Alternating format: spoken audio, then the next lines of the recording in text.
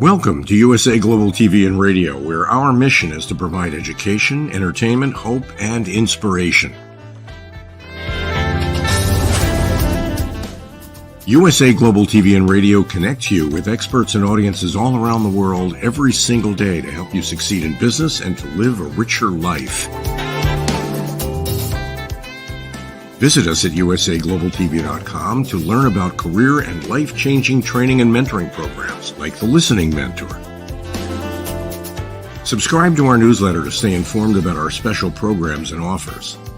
Discover how you can become a guest on one of our shows or a host or producer of a USA Global TV and Radio show of your very own.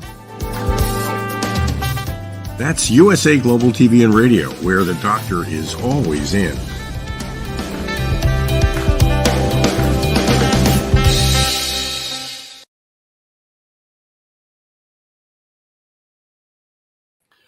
Good morning, good afternoon, good evening. This is red.olaughlin on the USA Global TV and Radio Network, and we're here on Thanksgiving Day in the United States. Privileged to be here today, and we're going to be talking with the Dr. Dawn Menge, and she is in Ireland today and about to receive an award for her writing. So part of our show is to meet new authors, find out about them, get a chance to see their works, what they do. And so, Dr. Dawn, please join me. Hello, thank you for having me. And yes, I am in Dublin, Ireland right now. Dublin, Ireland. Okay, fantastic. And tell us about the award that you're about to receive. It's the Women's Global TV Network Award, and I actually sponsored the educational awards, and I am receiving an award for being a published author. Fantastic. And you've published many books, is that correct? Yes, I'm just now publishing my 15th book. I have a series. Wow. It's after my grandmother, Vernita, and it talks about all of our adventures. The queen travels around her kingdom and learns all about the different areas of her kingdom, which is actually our world. And this one I actually wrote with my little brother. He's an astronomer at JPL, and we wrote a book about astronomy, and he's called Sir Heathy Bean because that's what I called him when he was younger. Heathy Bean. And what genre are these books in? They're all children's literature. Children's literature. And what ages? They go from pre-K to 6th grade. So your child can actually grow up with them. Oh, fantastic. And how did you get involved in writing and then actually getting into the process of writing a book? Sorry, you're coming in and out, so I didn't hear the question. How did you get involved in your writing career and end up deciding to write a book? Well, actually, I teach special education. And when I was getting my credential, part of my assignments in my math class was to write a math book and to create a math game. So the first book was called Queen Victoria's Visitors, and it was actually named after my student.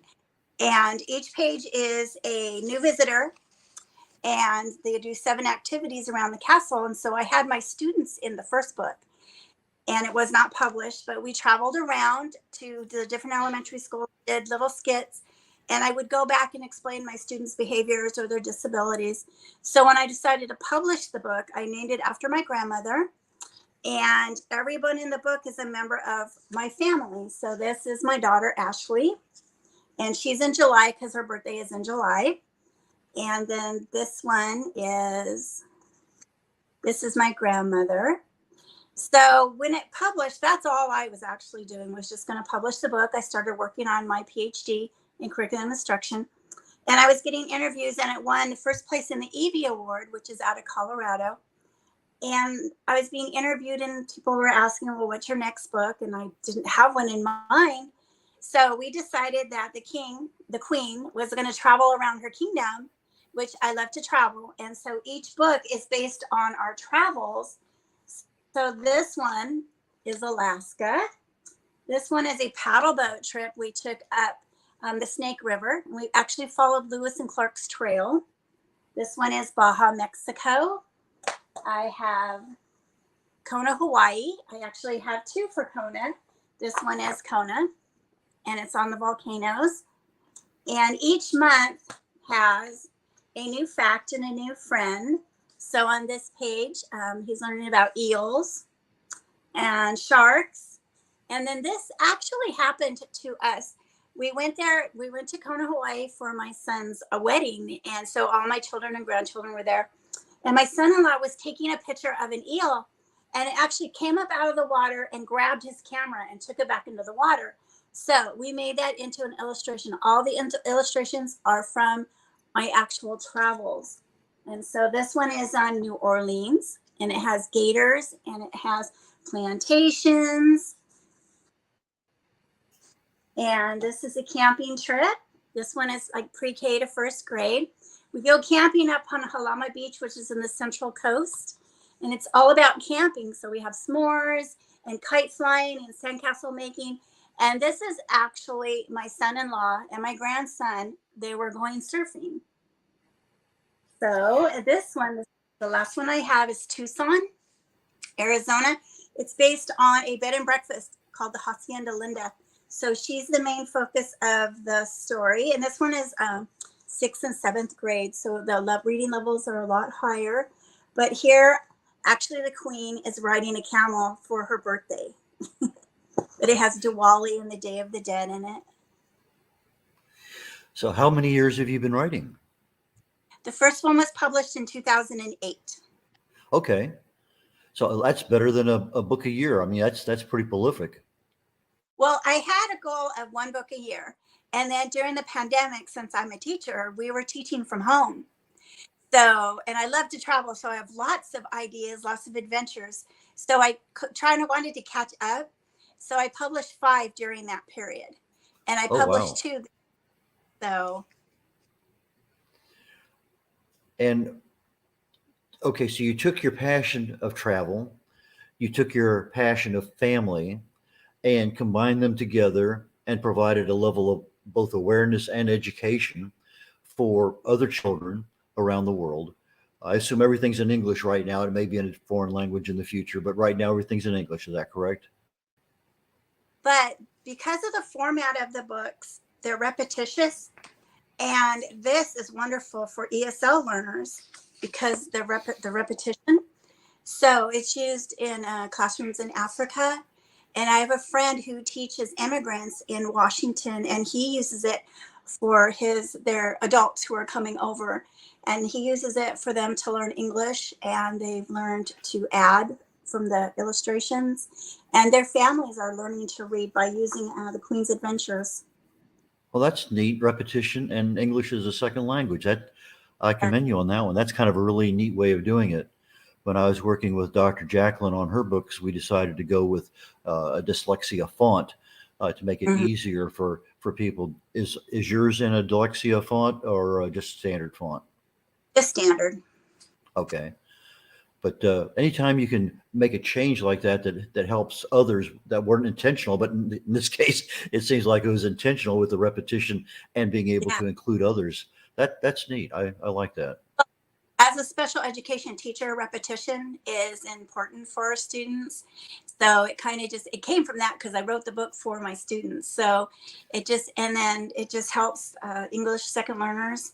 And I went to an author event in Italy in July. And so I am finishing up the book on Italy, and I'm going to put that book in Italian. Oh, fantastic. Now, generally speaking, some of the problems that authors have are getting illustrations the way they match the writing. I'm sure you probably have some stories of where it didn't quite match up and you're at a deadline or whatever, but who does your illustrations and how closely are they to your writing? Well, actually, I met this woman at an event, and she lived a block from me. So it was it was very lucky for me. But she takes actual pictures from our trips and she makes them into the illustrations. So she's doing an amazing job. I mean, they're actual, these are my friends' grandchildren that are in the book. And she's able to take pictures of their faces and put them in the stories. Wow, that's amazing. Yeah, she's doing an amazing job. Like I said, this one, no, I can't find it. Oh, it's the one in my hand. Sorry. Like these are my nephews, and they were actually body surfing when we were camping. So she's able to just take the pictures and copy them. Now, you say one of your books is co-written with your brother? Yeah, this one is co-written with my brother, and it's on astronomy. So each page is a different planet and a different friend.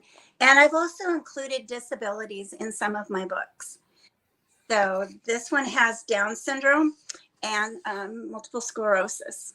Oh, this one is cerebral palsy. I'm sorry. This was one of the first ones that I wrote. I think it was the third one that I wrote. And so he's teaching. This is actually my friend's son. She adopted him. And so he's teaching him all about the planets. But it helps to provide an opening to talk about disabilities and for the readers to understand that people with disabilities, they're just living their lives and they want to learn all about the world just like we do. And so that's why I tried to include it. There's just 7 facts about the planet and then a little bit about cerebral palsy. Okay, so you're taking you said your doctorate's in special education? My doctorate is in curriculum and instruction. Okay. And so your interest in disabilities comes from being a teacher and just having kids in your classes? Yes, I have a moderate to severe credential. And I also teach university students, our new teachers. I teach them curriculum instruction for moderate to severe disabilities. And I mentor our other new teachers, helping them to clear their credentials. How long you been doing that? I've been teaching for, I think, 28 years now. That's pretty impressive also. And you teach where do you teach? I work for San Bernardino County Superintendent of Schools, and I teach up in Victorville. And I live in a small town called Wrightwood where I grew up. It's in the mountains. That's kind of neat. You grow up in the same place and you're living there. That's unusual for a lot of people. And I love it except for the snow. I don't like shoveling the snow. It's high enough in the mountains that you get snow. Oh, yeah. It's a ski town. So we get a lot of skiers up in the winter. So, would you like to take one or two of your books and read a little bit for our audience? Certainly. We can read Queen Vernita's Visitors. Give us a background on the book. This is the first one I wrote, and it's pre-K to first grade. It's the basic days of the weeks and months of the years. And like I said, it was named after my grandmother. And then everyone in the book is a person in my life. So I will stop and let you know who they are. Vernita was the queen of the majestic world called Oceaneer. She lived in a beautiful castle that was covered in ivy and red roses. Vernita loved being the queen, but she missed all of her friends from the land of quails. She hadn't seen them in such a long time. And this is the queen. This is my grandmother. Queen Vernita looked at her calendar to see how long it had been. She counted 1 January, 2 February, 3 March, 4 April, 5 May, 6 June, 7 July, 8 August, 9 September, 10 October, 11 November, and 12 December. It has been 1 whole year since I have seen my friends. Queen Vernita decided to invite a friend to come and visit her during each month of the year. That night, Queen Vernita wrote 12 invitations to her 12 friends. And this is Debbie. She was my childhood best friend. In January, she invited Debbie. Debbie stayed from January 1st to January 31st. Queen Vernita loved her visit with Debbie. On Mondays, they played Jolly Jump Rope. On Tuesdays, they played Juggling Jacks. On Wednesdays, they played Foursquare. On Thursdays, they watched marvelous movies. On Fridays, they popped pumpernickel popcorn. On Saturdays, they went for long walks around the castle. On Sundays, they stayed home and read 3 books. And this is Tommy. This was my father. In February, Tommy came to visit. On Mondays, they played catch with Tommy's old worn gloves. On Tuesdays, they played school and practiced writing their ABCs in cursive. On Wednesdays, they watched movies and ate popcorn. On Thursdays, they rode on their sleds down the big hill behind the castle. On Fridays, they had a huge snowball fight. On Saturdays, they made beautiful snow angels. On Sundays, they laid by the fireplace and took long naps, snoring loudly. Tommy stayed for only 28 days because this year was not a leap year. And this is Dana. She is my niece. In March, Dana came to visit. She stayed for all 31 days and brought her 7 favorite board games. Queen Vernita and Dana played a new one each day of the week. On Mondays, they played Monster Bash. On Tuesdays, they played Twisted Twisty. On Wednesdays, they played Wiggle Free. On Thursdays, they played Think It Through. On Fridays, they played Freeze Machine. On Saturdays, they played Sink the Ball. On Sundays, they played Sour Grapes. And then this is my nephew. In April, spring brought warmer weather and Kale with his dog Scrappers. Queen Vernita loved playing with Kale and his dog. She played with him all 30 days of April, even during the April showers. On Mondays, they played belly ball. On Tuesdays, they played catch the tail. On Wednesdays, they chased Scrappers around the dog around the castle. On Thursdays, they skipped around the castle. On Fridays, they stayed inside and played Jester's wild card game. On Saturdays, they went to town to play miniature golf. On Sundays, they dug carrots out of the garden. This is my son, Jeremy. In the month of May, Jeremy came. He loved to see all of the flowers that the April showers brought. They picked flowers for all of the 31 days of May. On Mondays, they picked Merry Marigolds. On Tuesdays, they picked Tiny Tulips. On Wednesdays, they picked Wild Wedding Bells. On Thursdays, they picked Thorny Thistles. On Fridays, they picked the freshest Jeremy had ever seen. On Saturdays, they picked Sunny Sunflowers. On Sundays, they picked Shiny Shell Flowers. Jeremy had so many flowers, he could hardly get them all home. And this is my nephew. June was the beginning of summer, and that's when Wesley came to visit the land of Oceaneer. Queen Vernita and Wesley had a great time playing in the summer sun.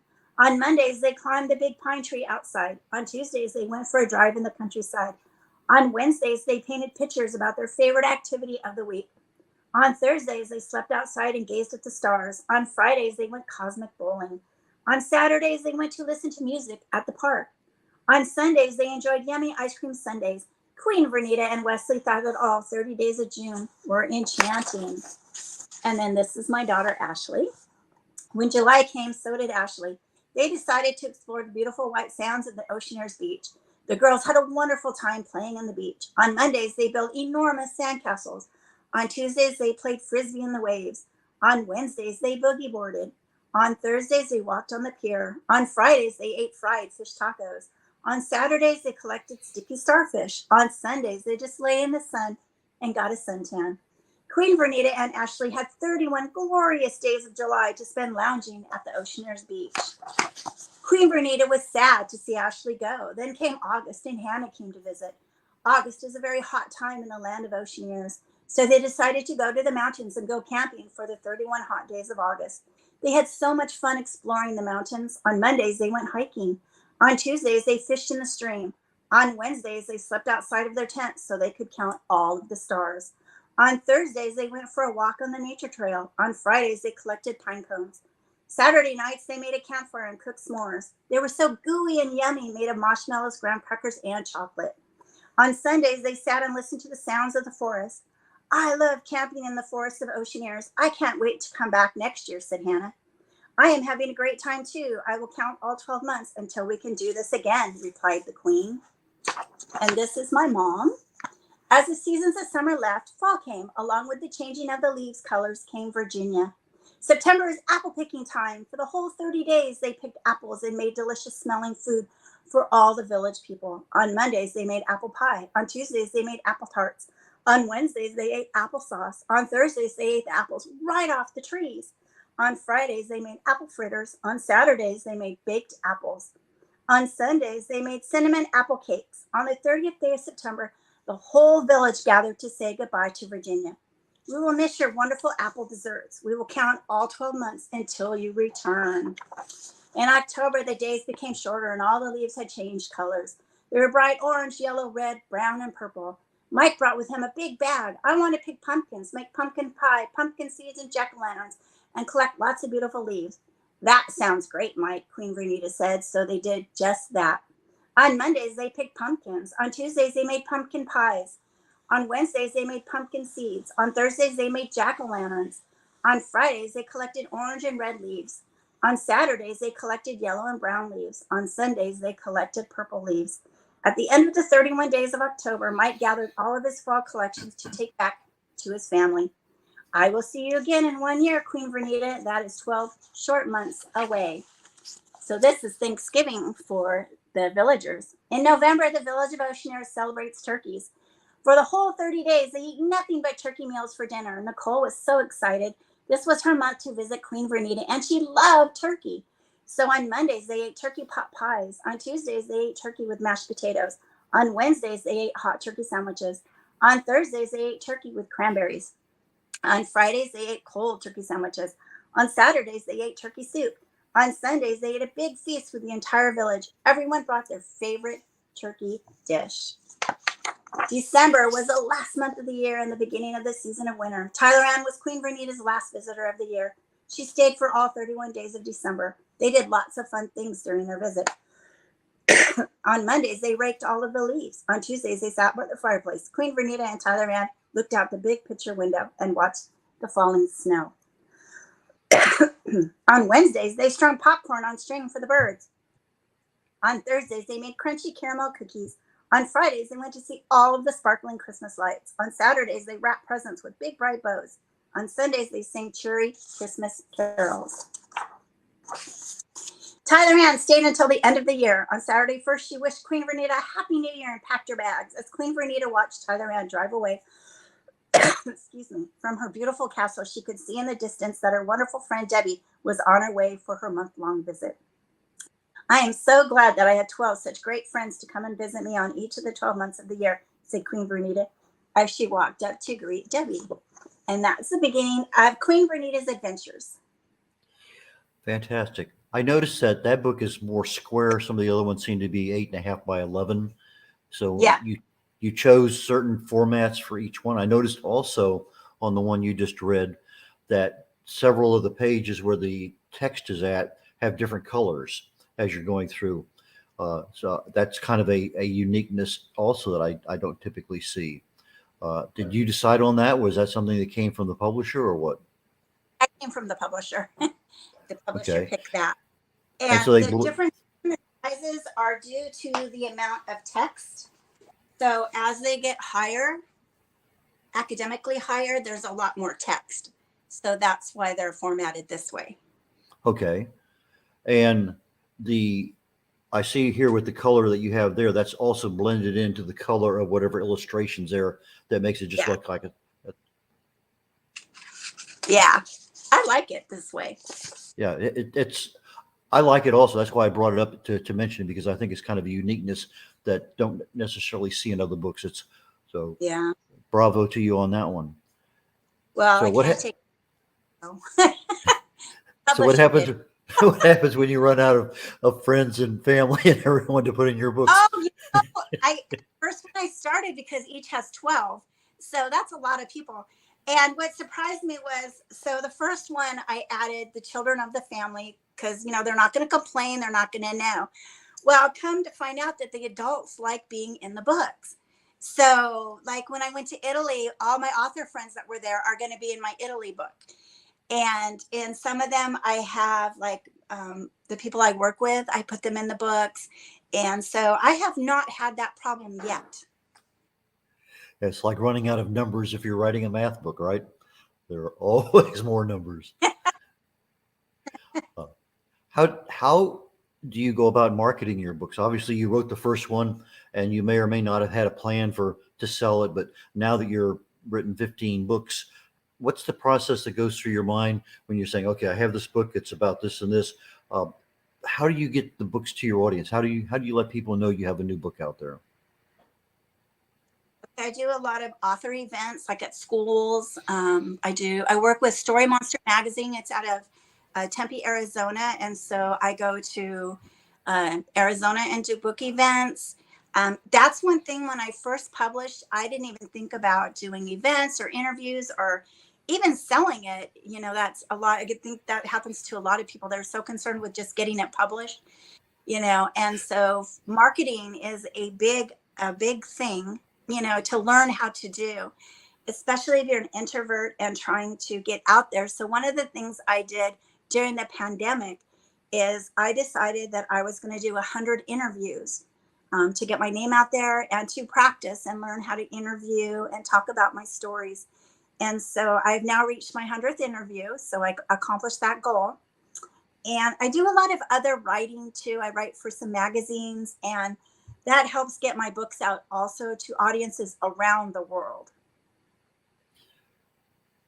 The process of actually taking that book, and you're working with, I assume like most authors, you have kind of an idea what the title of the book's going to be and the direction it's going to go in. And then sometimes you get in the middle of the book and you say, I really need to tweak the title. I really need to change something over here. Does that happen often with you with regard to you start off in a direction and then maybe you need to change it a little bit as you're starting to write? Well, since my books are based on my actual adventures, and I have a rule that I don't put anything in the book unless I've done it myself. So I have like swimming with the sharks, manta rays, all of that. So I've done that all myself. So I will go to an area with thoughts on what I want to write about. And once I get there, I find totally different things. And so that is actually what moves me to what I want to do. We went on a train ride, which I don't have my Christmas one. It's a Christmas book.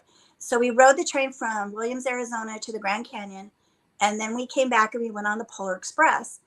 And originally I started writing the book about the Grand Canyon. And then once I got into it, I thought, no, this is a Christmas book. This is for like pre-K to first grade. Has Santa Claus. We went to a Santa's workshop. So it's a lot of fun for the younger kids. So when I do my one on the Grand Canyon, it's going to be for 4th, 5th, 6th graders. And there will be about the geography of California, or the Grand Canyon, and all of that. So it does change as I'm exploring what it is I'm going to write about and what level I'm going to write. Okay, because that was where I wanted to go next, was the level, because you have the pre-K and then you have the middle grades and things like that. So as you're writing the book, it sort of evolves into what the audience is going to be, or who the audience is going to be. Yeah, yes. It's about like my New Orleans one. It talks about, I went into the bayou and held a baby alligator. And then it talks about slavery and plantations. And so these are more mature subjects. So this would be a higher book. My Tucson book has the Day of the Dead and Diwali, and it has fall colors. And so because it's got more of a content, so then we were able to put more mature information in it. This is actually my occupational therapist. She's from India, and this is her family. And so we interviewed her of what it was like growing up. And so we wrote the page on Diwali for her. Now, with artificial intelligence out there being able to give you almost anything in seconds, is that an area that you've used any for your research or for your writing? Is that Yeah. No, the research we do in person. Actually, I had Googled myself about 2 weeks ago, and there was this really neat book review on one of my books. I can't remember which one it was. And I'm like, oh, who read the book? And I couldn't figure out where it came from. And so when I went to download it, it was AI. So somehow it had all the information from my book. It was a wonderful review. I loved it. But it felt strange, because it wasn't a person that had read the book. And so, no, I have not. It's been a subject. My son is actually learning to be a history teacher, and they're talking to them about using AI to create their.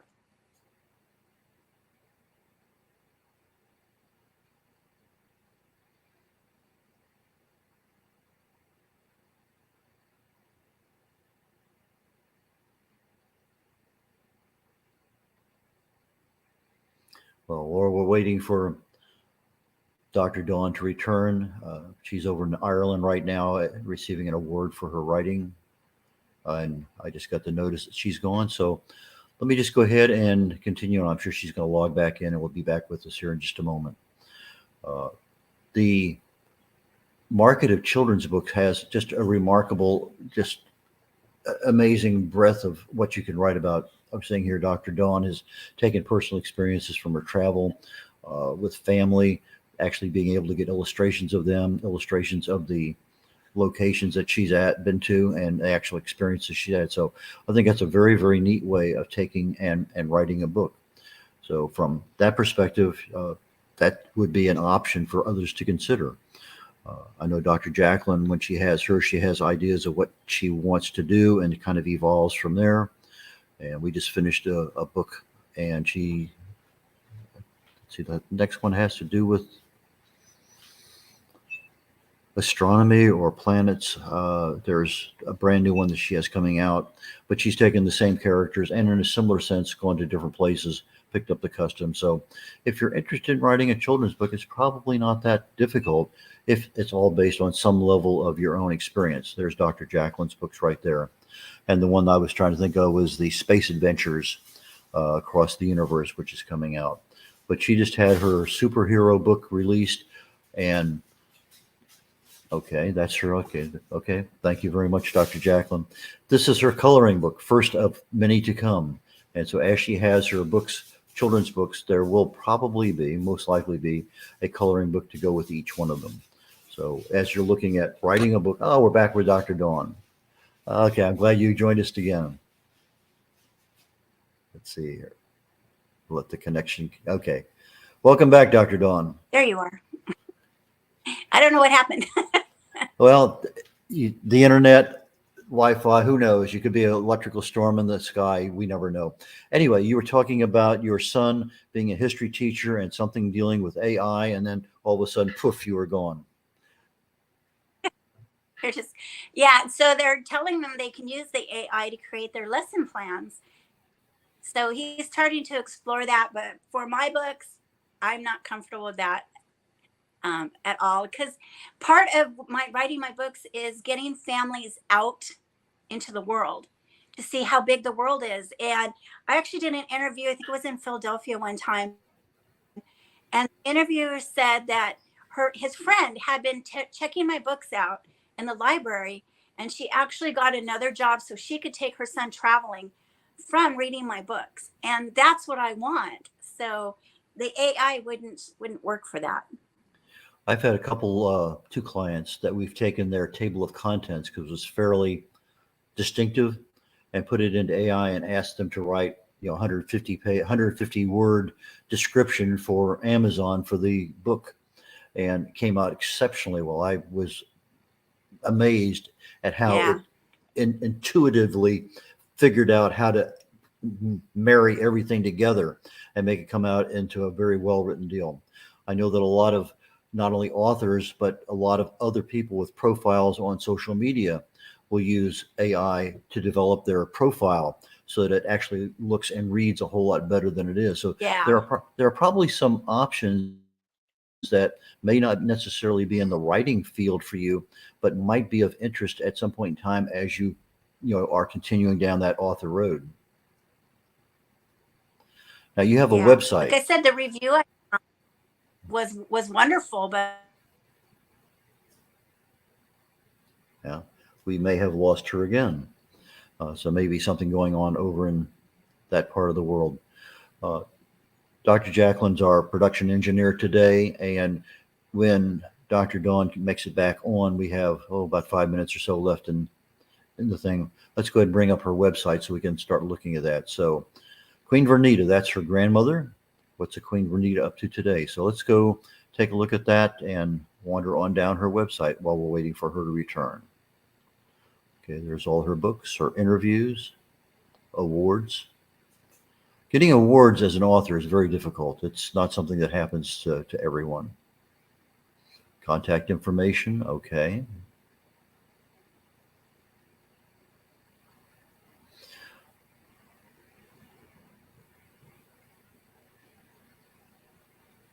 There's a contact information there with Queen Vernita. Okay, Dr. Dawn's returning. Must be my internet. I'm sorry. Well, while you were gone, I had our production engineer pull up your website so that we could at least let people know what your website looked like. So is there a place on your website you'd like to take us? Actually, the website is in progress, so there's not a whole lot on it just yet. Those are my books. And I think we were looking at the film festival. So I saw a Conquering Disabilities with Film Festival on Facebook, and I started entering my books. And now I have 2 screenplays written. And I just got back last Friday. I went to the Ethos Film Festival in Santa Monica, and I was finalist, but was not a winner this time. I've won before. And we got to go to the after party. So it was really interesting talking to everyone that had won. And if anybody gets a chance to go to a film festival, they are exciting. You get to watch the films from all the filmmakers from around the world. There was people there from Paris, and a woman was from the Ukraine. And you just had the awards up. That's where I am right now. I actually met Carol. I did an interview. She has a TV station. She was from Ireland at that time, and it was during the pandemic. And I wrote a chapter in one of her anthologies about the pandemic and how did people cope with it.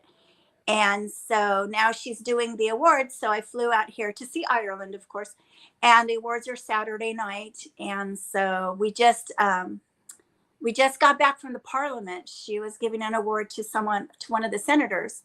And so we got to meet some of the senators in the Parliament. We got to walk around, and it was really interesting. Now, you said you had written a couple of screenplays. I know that is a totally different writing world than what you write with children's books. And in fact, I wasn't aware of how much different it was until I was watching a documentary on TV when they were trying to take a book and do a movie into it. And they had to take the text of the book and actually write a screenplay. And they had some really high-powered authors, but they didn't know how to write a screenplay. It amazed me that there's that much difference between that. But oh yeah, as we're getting close, my publisher actually hired someone to write them from my books. Oh, so okay. Yeah. Okay, so we're getting close to the end of the show. How do people find your books? How do they get in touch with you if they want to get you for a book signing someplace or a speaking gig? What's the best way for you to get there, and who are you really looking for contacts? Readers. I would love lots of readers and fans for the Queen Vernita series, because she's just going to continue to grow, and your children can grow up with it, pre-K to 6th grade. To email me, it's queenvernitasvisitors@yahoo.com. My Facebook is the best place to see what I'm doing, where I'm at, what book is coming up next. I just published one on New England, and it's all about fall colors and maple farms, and it's really fun. It's pre-K to 1st grade. And I have Instagram, dawnmenge, a Twitter, Queen Vernita, and I'm on LinkedIn. And my phone number's on there if you like to contact me for a book signing or a book event. I do schools, events in the community, and just about anything. Okay, for those people who might be in our audio audience, Dawn, DAWN, .menge, MENGE, and the number 1. That's the one you would be looking for in Facebook. She said that would be the best place to contact her with regard to. So are your books available on Amazon or Barnes & Noble or any of the other places? Yeah, if you just Google my name or Queen Vernita, you'll find my books. I didn't get to talk about, I actually have a second series that I just started. The first one is called Dragon's Breath. It's about a bad dragon and a king who is trying to figure out who's hurting the kingdom. And it'll come out next week. We wrote a second book, and it's about the bad dragon leaves her baby. And so the king and queen raise Precious, the baby dragon, and she's a really good dragon. And so they're going to have adventures going around to the different kingdoms and learning about other kingdoms and finding other dragons for Precious. Okay, so you're writing more than one book a year. Yeah. Well, okay, again, Queen Vernita, Queen, just the way it's spelled, Vernita, Vernita. So it's Queen Vernita, Vernita.net. So if you're looking for her website, that's the best way to contact her. And her contact information on LinkedIn, on Facebook, on Instagram, and that allows you the ability to get in touch with her directly. Dr. Dawn, I really appreciate your time today, especially since you're away from home for Thanksgiving Day. I'm sure can be a little traumatic at times too, but congratulations on the award. Again, I really, truly appreciate you taking your time today and reading a book and telling us a little bit about your your pathway, your stories, and all the rest of that stuff. I really and truly enjoyed our time. Thank you. Thank you for having me. And Okay. happy Thanksgiving. Happy Thanksgiving to you too. Okay. That will conclude our corner bookstore for today on the USA Global TV and Radio Network. And again, today is Thanksgiving Day, so happy Thanksgiving Day to those in the United States, primarily where the holiday is celebrated. And next week, Diane Bone will be back again. She's enjoying a very nice Thanksgiving Day today with her family. First time that she's had that opportunity in many, many years. So anyway, I will bid you adieu, and we will catch you later on. Have a wonderful Thanksgiving. Bye now.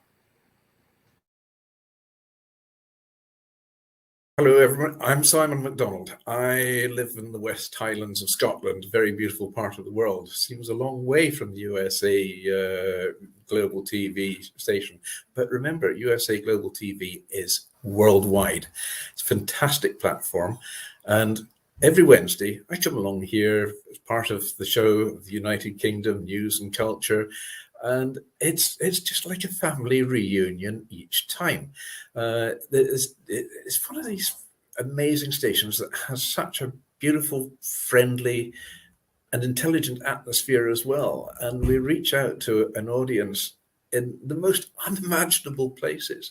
And I came here, I don't know, must be over a year ago now. I was introduced by Dr. Philip Chan, and I met Ian Plum-Turner and Helena Chard, who are co-presenters on the show. And then Diane Floyd-Bem came along as well. And I mean, the five of us, Dr. Jacqueline, of course, who is our host and our mentor, has just made this show work so well. Tremendous people, lovely time we have, and we impart a lot of information, a lot of knowledge. Nothing's rehearsed. It's all done off the cuff, and it all just gels. And we get great feedback from people coming back and saying how they're enjoying the show. It's lovely to hear. It's lovely to get that interaction from outside as well. And we're all listeners, and some of us are elevated listeners as well.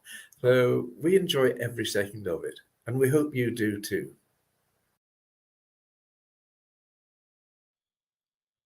USA Global TV and Radio, in partnership with Dr. Jacqueline LLC, present Amazon #1 best-selling author, Dr. Jacqueline Kerbeck.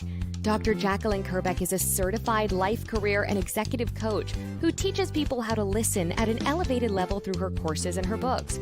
Dr. Kerbeck teaches her clients how to open their hearts and express themselves through their creative genius. In her children's book series, The Amazing Adventures of Lady Ella, the listening mentor, Dr. Kerbeck teaches children and their families how to listen at an elevated level. Dr. Kerbeck has worked with clients across the world to guide them in how to express themselves and communicate at a highly effective level. Join our team of elevated listeners so you can listen without judgment, without providing a solution, without interruption, and without stealing the stage. To order your books today, go to drjacqueline.com or Amazon.